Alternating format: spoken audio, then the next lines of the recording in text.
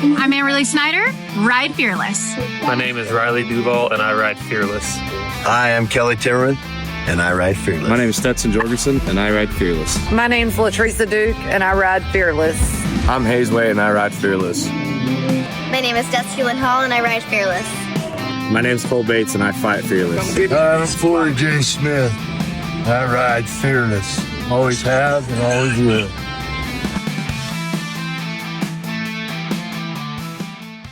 Welcome back to the Ride Fearless Show. I'm your show host, Sydney Blanchard, and you are watching part 2 of Ride Fearless with Loralee Ward.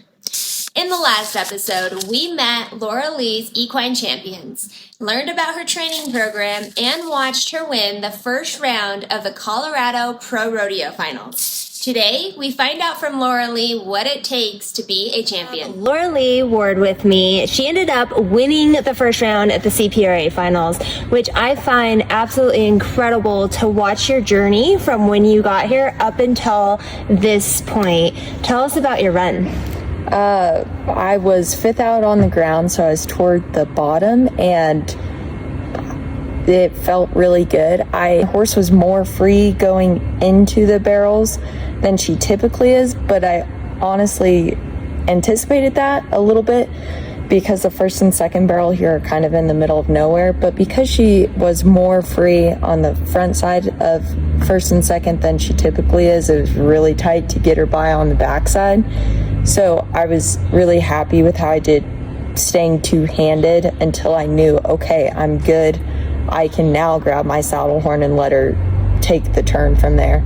And then running home, we run into a closed gate here, and I was super proud of, she really kept her stride extended, and I know I made up time there because my horse ran all the way across the line. Once you have a great run and a great horse, right? Yes. It's always, now you're trying to pick up 1/10 at a time. Yeah. It's what's going to help you do that, right? Yes. And you talking about not whipping home in a closed gate, I specifically did that. Also, when I was your age, I figured out my horse actually runs harder in a straighter line in a closed gate if I don't whip home in a closed gate. So I also don't whip home in a closed gate. So it's kind of neat to hear that from you, because that's the first time I've heard, somebody else say that, among a million other things that you've talked about this weekend.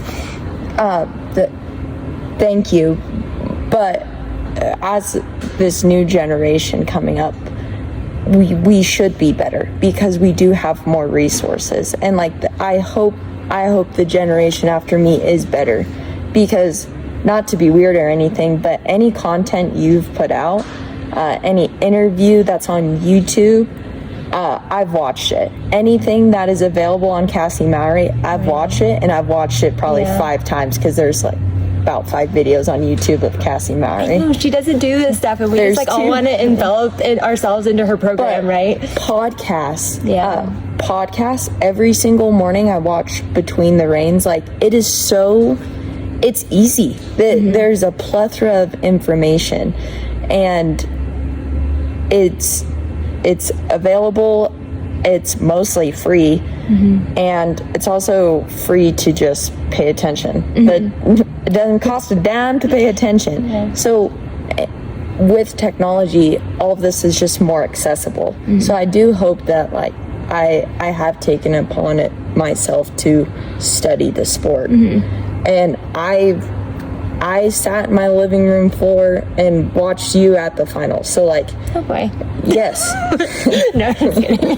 No, but all of these girls, and it is still very weird for me to be in the same room as someone like Sydney Blanchard, someone like Brittany Posey, because it's I know more about your horse than you do. I can spit off weird statistics about your horse just because I'm a fan. I think it's the coolest. I love the sport. I love the horses. So I am a little bit, my first year at Greeley, I made the short go, and Sissy Wynn probably doesn't remember this, but she was on Scoop. Yeah. And I was like, can I pet Scoop? I'm the biggest fan of Scoop because I just love how Scoop works. So I went up and I petted Scoop, and she's like, who's this crazy girl in a helmet? Can I just get some of the energy of your champion horse? Every time stand in the aura of it. Every time I drive through Clayton, New Mexico, I'm flow, breathe in the air. This is where Scamper's from.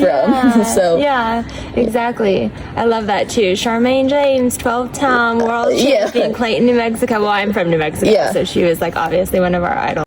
So it would be very easy to put all these people on a pedestal, and at the end, I admire everyone really and truly. But it's also,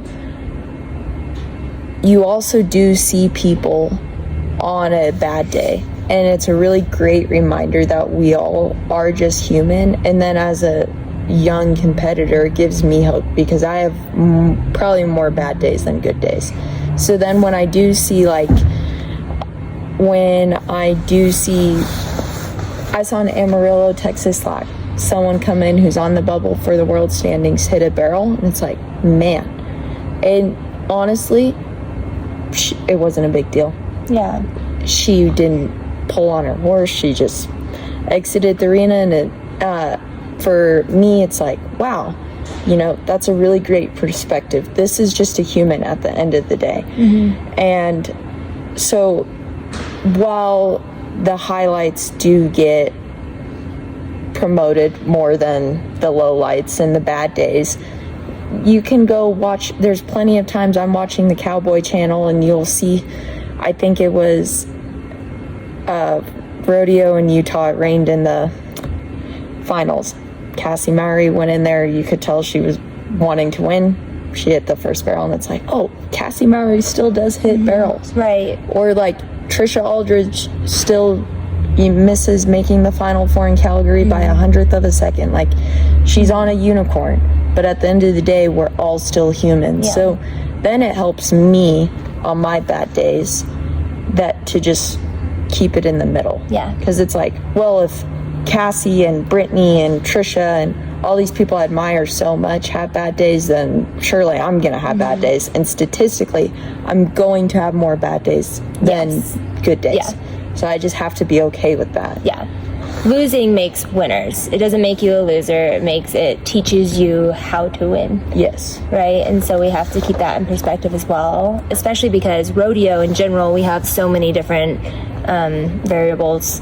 You know what I mean? We have stock, ground, a horse has to feel good, you have to feel good, you guys have to be on the same page that day. There's just a lot to it. And I feel the same way.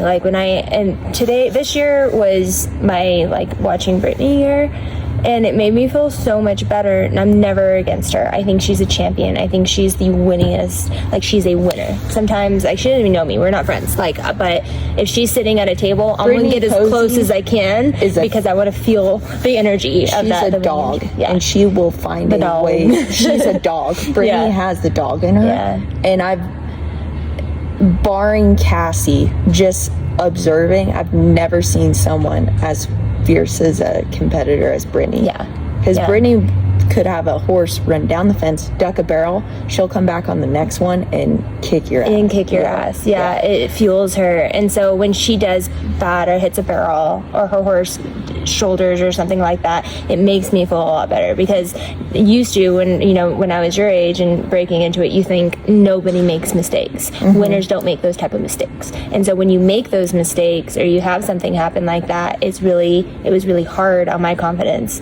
You know what I mean, at your age, because you never see those. Correct. Now we get to see those on the Cowboy Channel and on these live feeds, and we're like, oh, okay. Not that it's okay, and not like that you want those things to happen, but it does happen to everybody, and you're still a winner, not based off of how your performance went that day. Correct. And I like that. I think that helps a person's confidence more than anything. Sure. So I feel bad for the girls when they don't do well, but when we watch Lisa or Cassie or Brittany, something go haywire in one of their runs, honestly, I feel better watching those runs than I do their best runs. Yes. Well, it humanizes us. Yeah.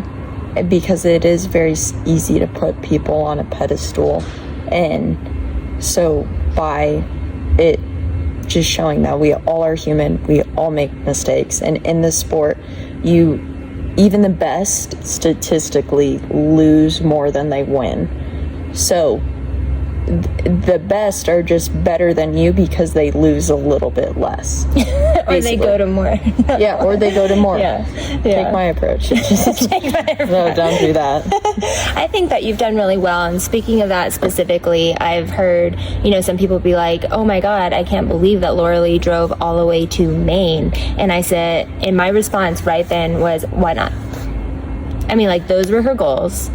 You know what I mean? You took 3 days to get there, 3 days to get back. Yes, I'm like, I think that she played it well, and she knew what she needed to do in order to qualify for Houston and San Antonio and Fort Worth. And I think that this WPRA tour gives us the opportunity to qualify for these rodeos without having to go to 100 rodeos. Yes. Hypothetically, yes. In theory, on paper. Don't look at my rodeo count. But that wasn't your only goal. But it allows people who maybe just want a circuit rodeo or have jobs that have to stay home or kids or a family, a chance to still be able to qualify for those big events. Correct. Which gives you then, in turn, a chance to qualify for the NFR without having to live on the road. Yes. I don't want to promote it too much. You find that information out on your own, but it is a great resource, and it's like the circuit system. Everyone has a place in the sport. I do wish we could create some level. I think the limited entry rodeo system is a really great system. I wish there were more of the qualifying events that you see for San Antonio, because it brings more money and then everyone has a fair shake at it. But I do think the barrier to level of entry is good because it brings a higher level of competition. And as far as the goal with the WPRA tour is, I just want to experience those environments. And I told myself, if I have to go to 100 rodeos this year, I will.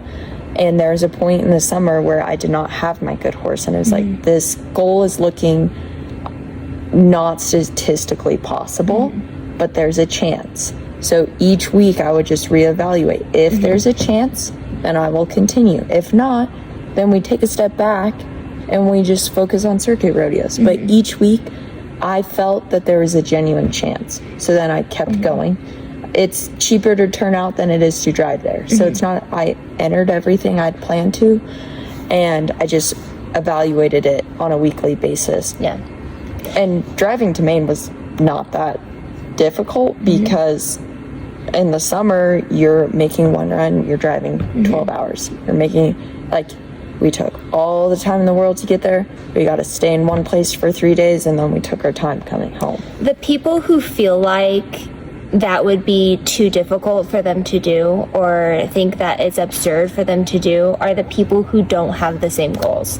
And that, I think, is what the audience watching needs to understand, or someone who's aspiring to do what you're doing needs to understand. Do not listen to people who do not have the same goals as you do, because there is no one that is wanting to qualify for Houston Rodeo that is going to tell you that it was not a smart idea to drive to Maine to go to those 3 tour rodeos. It was 3 tour rodeos in the same arena, 1 day rodeos. Why would you not do that? Correct. You know what I mean? So Yeah. if their goals didn't align, that's why they're not doing that. Correct. Does that make sense? Yes, and it's the quote of, you'll never receive or hear criticism from someone doing better or on the same level as you. Yeah. You're probably just going to receive that criticism from someone not on that level, and it's just I don't think it's necessarily any ill intent. It's just different perspectives is all. And the only way to change perspectives is to bring education to it. And I learned my lesson during the middle of the summer of hauling my horse too much, and I almost created very serious ramifications for myself and my horse. So it is something I take very seriously. And at the end of the day, I'm going to choose my horse first. and I know what she can handle, and I know some scenarios look very risky, but I also have complete faith in my horse. And she's a war horse, so like she likes unfavorable conditions. She likes going 5 days a week. So on paper it looks really bad, but that's what my horse likes. She does not like manicured ground, and she doesn't like super shows. And you know, if she was that type of horse, I would take her to those places, because I want to win. I want to make money just like anyone else, but she doesn't. She likes hard ground. She likes going a lot. So the tour rodeo is really aligned with my horse. And going back to, you said something along the lines of you don't want to get too high or too low throughout the season. What about an event like the CPRA finals, when you've come in here and you've won the first round? Sometimes I rather not, you know what I mean, win first, because it's easier for me to kind of stay on that drive to come from behind, or drive to, you know what I mean, to continue to try to have the best run you can. How do you not to get too high after a big win and not to get too low? I don't necessarily want to be an opener. I don't want to be a closer. I just want to be a fierce competitor all the time. And like I told you yesterday, my goal is, the way I just have to jockey my horse is for first place. So last night means nothing. Last night means absolutely nothing. I'll probably have to jockey my horse more aggressively tonight. That's the only thing that changes, is because she's had one run in this building. So I'm going to jockey probably more aggressive, and I have different tools that I might utilize. Like I might put a shadow roll on her, see if that buys me an inch here or there. But it's easy for me to tell you that yesterday means nothing because I won. But I hope I would say the same thing if I hit 3 barrels yesterday. Now, what I do in between, if I hit 3 barrels yesterday, I would probably be schooling my horse. And I would have I always have to keep my thumb on her, but I'm probably not going to school on my horse today because she worked really well. I'll just jockey a little bit differently. I love watching your mindset through this entire process, on whether you're doing, you know, well or bad. You still have the same goals.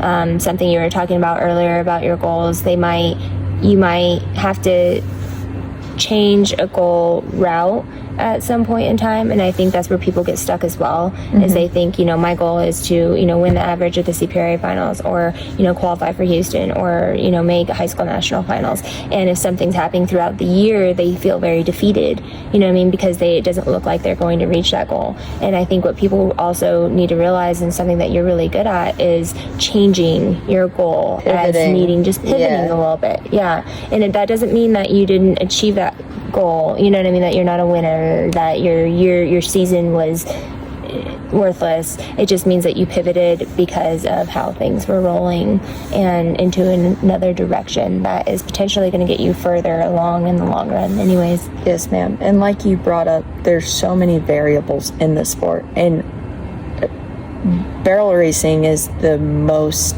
non-political sport in rodeo, and still there's an incredible amount of variables involved. And because of that, there's a lot we can't control in our season, and you just have to pivot. And also, I feel like the more you fail, just fail faster. Okay, we didn't literally. Arnold Schwarzenegger, I know that one. Just fail faster. Faster. Just, okay, cool. Like, I don't have when I didn't have Loralee for 6 weeks during like July, beginning of August, right after Greeley, basically. And it's like, well, this is a great opportunity for my other 2 geldings to go and get experience. And either they rise to the occasion and they step up, or they inevitably get better and I sell them. both outcomes are great. Yes. And if you can keep your mindset on that, I think that you will always see a positive outcome come from something that's potentially negative. And I try to keep that in mind as well throughout my season and years of competing. I had a horse in high school that broke his shoulder, and it forced us to bring up the backup. And the backups are always better. The backups always end up being better than the first string. Yeah. And I don't know what it is. It's almost God's way. I don't think that things happen on purpose. If horses get injured, you have to put them down and that you have to sell them. Yeah. But I think that God does make good come out of that if you allow it to happen. And the only reason I have Loralee is because I had a horse in high school tear his deep digital flexor tendon completely, and that horse had to get put down. And I was in my senior year of high school, and my dad's like made a phone call to Fallon, and he was like, do you have anything she could just borrow for the high school rodeo so that she doesn't mess up like 4-year-olds? And Fallon's like, yeah, I have this mare sitting in the pasture, come get her. Yeah. And that was Loralee. And then it Fallon's been a big part of my life since I was a 10-year-old, but during high school, she was starting a family, getting married, so we kind of stayed in touch, kind of not, but that mare brought us back together, and she's been such, I would know how to enter a pro rodeo without Fallon, because there's really not anyone there to help you. And a lot of rodeos purely strategy, because there's so many variables. It's not an aged event where the conditions are consistent, so you have to be very resourceful. And when you have someone who's been in the industry for 3 decades, that's just a wealth of knowledge, and she has all the strategies, she has the playbook, so it made a big difference. How would you tell someone who's trying to get hooked up with a competitor at that level that's doing what they're wanting to do, accomplishing what they want to do? How do you get in with somebody like that? You don't want to be a weasel, but my mom always told me, I got dropped off in Texas as the summer of my 10 and 11-year-old year and 11 and 12-year-old year. And my mom would just tell me before they would drop me off in the summer, she would just tell me, find a way to be helpful. Yeah. So as a 10 and 11-year-old, it's like, oh, I guess I clean stalls and pick up trash. I don't know what else to do. Yeah. But that's always, if you are sitting down, then you're not being helpful. So luckily I'm a little bit OCD. So even as a 10-year-old, go sweep the barn, go saddle a horse. I just try to even if you don't know what to do, be doing something. Yeah. Go clean a stall. Yeah. And don't ask what needs done. That's the worst thing you can do. Because when someone asks me, oh, what can I do to help? I'm like, if you're asking that question, I don't want your help. You're already in my way. You're already in my way if you're asking that question. So I try not to ask that question, and I just try to insert myself. And then if they're like, we really don't want you here, then have enough awareness to be like, okay, take a step back. They don't want you doing that. But most of the time, if you can just take the initiative and help these people, then they will appreciate that. And then Fallon, she always told me the thing with giving is not expecting anything in return. So you just do that, and you just do that, and you don't ask for nothing. Fortunately, when you work with someone like Fallon, who is very generous to a fault, I would say, she's going to return any investment that you give her tenfold. Because most people approach her with, I need, I want. So if you just give and expect nothing, her generosity will be tenfold. So that's the biggest thing. Getting in with somebody, I think anybody at that level who's pretty much already achieved everything that they wanted to achieve are happy to give back. Yes. Right? I think that the universe really does bless you in ways throughout your career, and then you get to a point where you have to give back to the universe as well. Yes. But it is hard, and I think that people are takers, and I've been really burnt out as well as a coach, trying to overhelp people, and then I feel like really drained from that and unappreciated. But so it is a breath of fresh air if somebody comes in and they're wanting to work. If I see somebody that's working as hard as you do, you know what I mean, and you want it as bad as you do, like truly want it, then I will do everything in my power to help someone like you. Yes. And I think that's something that people need to realize. Like if you want it, you actually want it that bad, people want to help you get there because you're Correct. producing this energy and this goal-oriented energy, and people want to help. Yes. And not to be hippie, but it's literally just Oh, watch out, little fly. a matter of matching energy. And my parents have always been so good to my brother and I. Like any initiative that they saw us put toward horses, they always like went above and beyond to meet that initiative. But we kind of, my brother and I had to be the people to make the first step. So when and I don't think it was by coincidence that when Cody and I figured out, okay, we have more horses to ride, then it takes after the sun goes down and we would just start parking vehicles by the arena.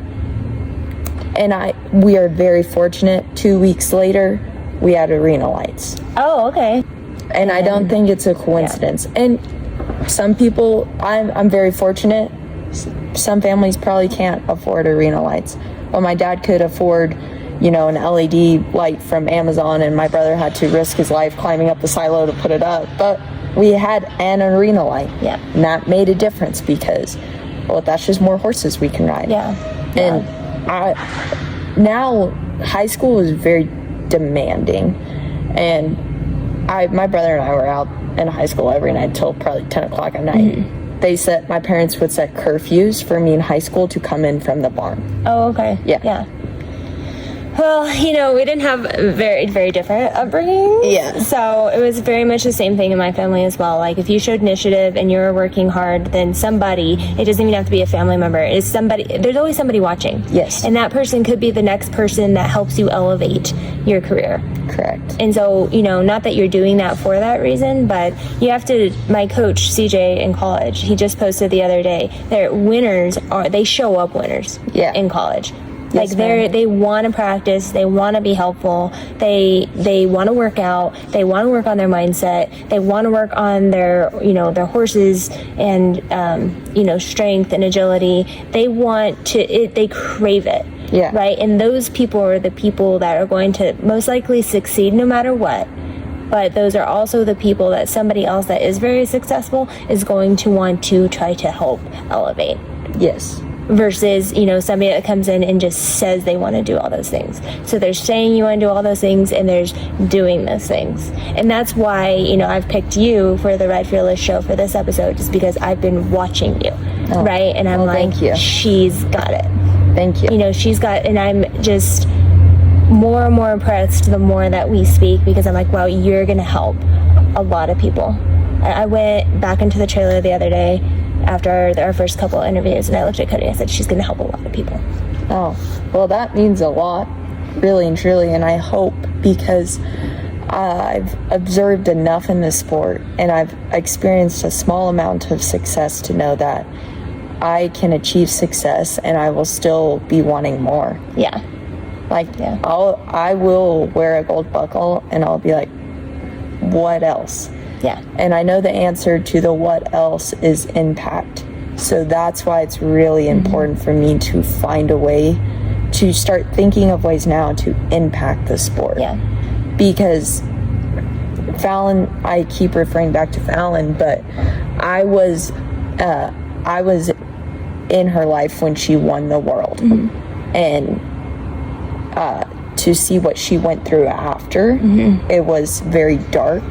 She had a lot of personal stuff happen, and it's like, on paper, she just achieved the highest level in her sport. Yeah. And her personal life was in shambles. And that's why you saw after she won the world, she did clinics for a long time, and she really just wanted to add value. She got more out of that than probably winning the world. It filled that fulfillment craving in her, I would say, more, and that's why people like Fallon Taylor impact the sport more than there are barrel racers who have won more than Fallon. Yeah. But they have not made the impact she has because she prioritized fulfillment rather than just success in the arena. The flip side of that, I want to achieve the highest level of success, but that leads me to a bottomless feeling. So I just have to counterbalance that with fulfillment and making an impact. And what are your thoughts on making an impact after you've achieved, the success that you want to achieve, or even while you're achieving those things? What are your thoughts that you have been contemplating? I want to go to law school, and ideally I do that when I'm done with my undergraduate at CSU, but I don't, a lot of that is up to God. Like, if the horses are in my life that I need to pursue rodeo now, ideally I pursue rodeo while I'm young, because rodeo is not set up for longevity. But with that being said, I think from an attorney's perspective, I see a need for advocacy work in this industry with how the mainstream world is changing around us. So advocacy work, and I also just see a need for contracts within the industry, and I believe it's a line of work that I could, once I'm well versed in the law and practicing law, that I could do simultaneously while still being a competitor.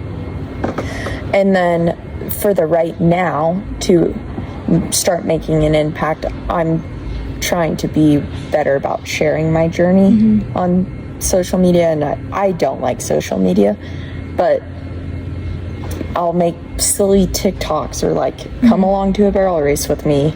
Here's a goofy video of me almost falling off my horse, just stuff like that, to show the journey along the way. I think is what I can do right now. And that's how you became so involved in the sport in the first place too. Right. From a different perspective, because when you were growing up, we didn't have the full-on storylines of people posting like Sissy Wynn does. Yes. She does a really good job. Sissy and I follow her, Trisha. Yes. Trisha. I'm trying to say Latricia, Duke, but it's Trisha. I love following her journey, and then all of a sudden she creates a fan base, and then we're all excited and rooting for her. Because you're invested. Yeah, and there's a lot of energy around that.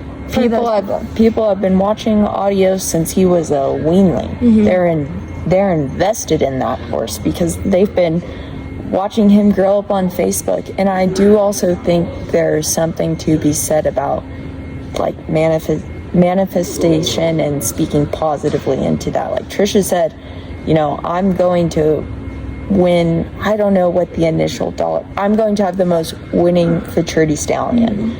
And it's not a coincidence that it happened, because she had been putting energy towards that for, the 3 years leading up to Audios, running down the alleyway at BFA. And I try to be really, really conscious when I speak of I will wear it. I try to speak in a manner that I've already achieved the goal. Yes. Yeah. Because my brain can't differentiate between speaking into that and already experiencing that feeling. So if I'm when I wear a gold buckle, when I qualify for the NFR, when I use that preposition, I trick my brain. And I think the more I can do that, the more it will become a reality.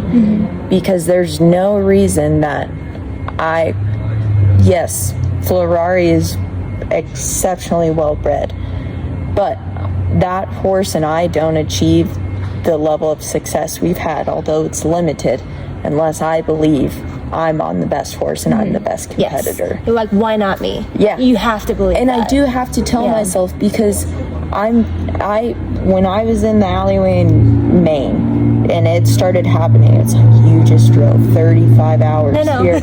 Don't go there. And I was like, but why not? I told myself, why not me? Why not me? And I did have to tell myself there. I did get pretty nervous there. Yeah.